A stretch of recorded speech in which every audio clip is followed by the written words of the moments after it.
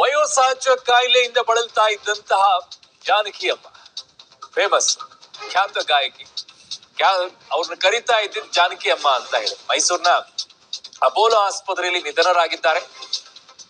ಈಗ ಗಾನ ಕೋಗಿಲೆ ಈಗ ನಿಲ್ಲಿಸಿರುವಂತದ್ದು.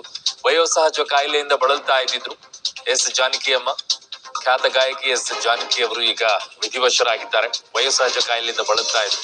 20ಕ್ಕೂ ಹೆಚ್ಚು ಭಾಷೆಗಳಲ್ಲಿ ಆಡಿರುವಂತಹ ಜಾನಕಿ ಅಮ್ಮ.